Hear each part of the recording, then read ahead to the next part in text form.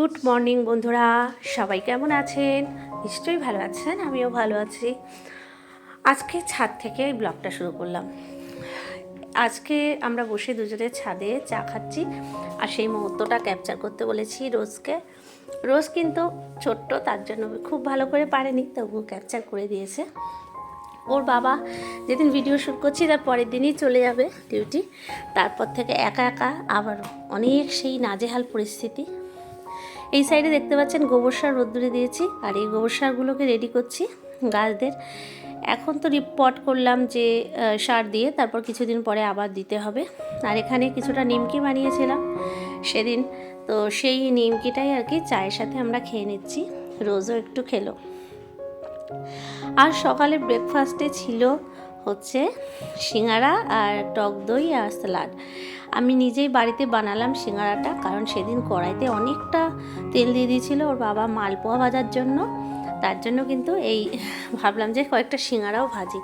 অনেক দিন সিঙ্গারা ভাজিনি, ভাবলাম যে কেমন হবে, কিন্তু খুব সুন্দর হয়েছিল, একদম দোকানের মতো।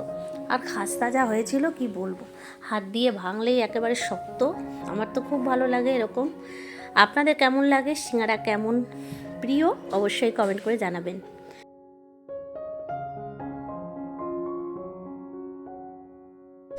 যারা আমার সাবস্ক্রাইবার বন্ধু আছেন এবং যারা অনেক দিন ধরে আমার ভিডিও দেখেন অথচ সাবস্ক্রাইব করেননি, সবার উদ্দেশ্যেই বলছি।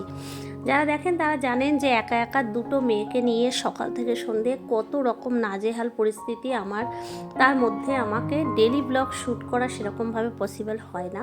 তবুও আমি কিন্তু কোনো না কোনো কন্টেন্ট ক্রিয়েট করেই যাই এবং সেগুলো আপলোডও করে যাই আপনাদের ভালোবাসা পাওয়ার আশায়। এখন ওর বাবা যে চলে যাবে, এবার দুই মেয়েকে নিয়ে আমার যে কী অবস্থা হবে সেটা বুঝতেই পাচ্ছেন। যদি গাছ না থাকতো আলাদা কথা, কিছুটা সময় রেস্ট পেতাম, কিন্তু যেহেতু গাছের নেশা এবং গাছ রয়েছে, তারাও তো সন্তানের মতো, তো তাদেরকেও তো ফেলে রাখা যায় না। তাদেরকে মিনিমাম জল, একটু পরিচর্যা তো দরকার। তো সেই জন্যই আর কি সেখানেও একটা শেয়ার করছি। একটা দুটো পাতার কাটিং থেকে স্নেক প্ল্যান্ট তৈরি করেছিলাম। এইটা একটুখানি কেমন যেন রোগ পোকার আক্রমণ হয়েছে, তো সেটাকে কেটে দিচ্ছি। দিয়ে এটাই সুন্দর, এই যে মটকাটা এর ভিতরে ছিল, তো এটাকে আমি আলাদাভাবে রিপোর্ট করলাম। আর এটাকে আমি রোদ্দুরে ছাদে রেখে দেবো, দেখি কেমন হয়। আর ঘরের ভিতরে রাখা ছিল, পচে যাচ্ছিল গাছটা। তো সারাদিনের এই যে কাজকর্ম এই করে একদম পুরো বাগানের কাজ করা পসিবল হয় না। তবুও কিন্তু বাগানের কাছে চলে আসি, আর বাগানে উপরে আসলে তো মিনিমাম আধ ঘন্টা আর 1 ঘন্টা প্রায় লেগেই যায়। কিন্তু তবুও গাছের প্রতি এত ভালোবাসা যে একটার পর একটা গাছের ফ্যামিলি বাড়াতেই চলেছি। আসলে ভালোবাসা থাকলে কি না হয়, আমার এই যে গাছের প্রতি ভালোবাসা, ব্লগিংয়ের প্রতি ভালোবাসা, কন্টেন্ট ক্রিয়েটার হিসেবে যে ভিডিও বানানোর প্রতি ভালোবাসা, এর থেকেই কিন্তু আজও আমি এত দিন ধরে ভিডিও বানিয়ে যাচ্ছি। অনেকে অনেক কথা পিছনে বলে, তবু গ্রাহ্য না করে। আর দুই মেয়েকে একা হাতে সামলাতে হয়, কারণ ওর বাবা তো এখানে থাকে না। তাদেরকে স্কুল, তাদের পড়া, তাদের তদারকি করা, সংসারের সমস্ত কাজ, বাজারঘাট, আবার জামা কাপড়, এই সমস্ত তো আছেই, ঘর পরিষ্কার, তারপরে ব্লগিং, গাছ, এই সমস্ত নিয়ে যে পরিস্থিতি আমার, তাতে করে কিন্তু আমার ব্লগিং করা চলে না। অনেকেই বলে যে তুমি এত কিছু সামলে আবার ব্লগিং করো, তারপর আবার তোমার এত বড় বাগানের, যাই হোক, অনেক বড় না হলেও আমার কাছে একার পক্ষে অনেক বড় বাগান রয়েছে। কিন্তু ওই যে বন্ধুরা, ইচ্ছে থাকলে সব হয়।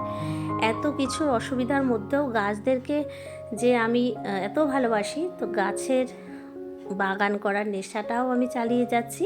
আর সেই সাথে ব্লগিংয়ের নেশাটাও। আমার কতটা ভিউজ আসলো, কতটা সাবস্ক্রাইবার আসলো, সেদিকে আমার কোনো খেয়াল নেই। জানি আমার কাজ যে কজনের ভালো লাগবে তাতেই আমি খুশি। আরও একটা আমার কাজ শেয়ার করব। এত ব্যস্ততার মাঝেও আমি চেষ্টা করি পুরনো জিনিসকে রিউজ করে সেটাকে সংসারে কাজে লাগানোর।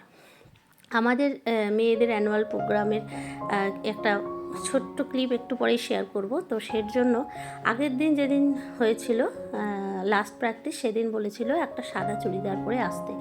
বড় মেয়ের এরকম সাদা চুড়িদার ছিল না, তার জন্য ওর একটা ওড়না ছিল, সেটাকে দিয়ে একটা চুড়িদার বানালাম। আর বলেছিল চিকোয়াটার হাত বানাতে। তো এখানে ছোট মেয়ের একটা ছোট্ট সাদা চুড়িদার রয়েছে, ওটার থেকে আমি হাতাটা কাটবো, কেটে আমি সুন্দরভাবে রেডি করব। তো ভিডিওটা করেছিলাম যে পুরো লুকটা মেয়ের চুড়িদার পরা শেয়ার করব বলে। তো চুড়িদারের মানে লুকটা আর পরার লুকটা শেয়ার করা হয়নি। তো চুড়িদারটা কোনো এক সময় আপনারা কমেন্টে লিখবেন যদি দেখতে চান, আমি দেখিয়ে দেবো। এই যে চুড়িদারটা এখন শেয়ার করছি, মানে সেলাই করছি। আর দেখতেই পেলেন দুটো একটু আলাদা আলাদা, এটা একটু নীলচে বেশি আর ওটা সাদা, দুটো কাপড়। তো ওই জন্য আমি পুরো ওয়াশ করে সুন্দর করে উজালা দিয়ে আবার আমি কিন্তু প্রেস করে দিয়েছি। তখন মনে হচ্ছিল সব একই কাপড়, বোঝা যাচ্ছিল না। এই যে অ্যানুয়াল প্রোগ্রামের দিন সকালবেলার ভিডিও, আমি বাসে তুলতে গেছি। আপনারা জানেনই প্রায় 1 কিলোমিটার হেঁটে আমাকে বাসে তুলতে যেতে হয়। আর এখানে রোজের ড্রেস ঠিক করে দিচ্ছি আমি আর বৃষ্টি। তো সেই সময়ে কতগুলো ভিডিও আর একটু ফটো উঠিয়ে দিলাম, কারণ পরে স্কুলে গিয়ে যখন আমরা গিয়েছি দেখেছি মেয়ে আমার সব চুল এই সমস্ত খুলে ফেলেছে। তখন ফটো না তুললে এইটুকু স্মৃতিও আর থাকতো না। ওর প্রথম এত বড় স্কুলে এত বড় জায়গা স্টেজ পারফরমেন্স। যাই হোক, ভিডিওটা কেমন লাগলো অবশ্যই কমেন্ট করে জানাতে ভুলবেন না। ভালো লাগলে আমার চ্যানেলটি সাবস্ক্রাইব করে আমার পাশে থেকে যেতে পারেন। নিত্য নতুন কন্টেন্ট আমি আপলোড করে থাকি, আশা করি আপনাদের ভালো লাগবে। আজকের মতো ভিডিওটি শেষ করছি, টাটা।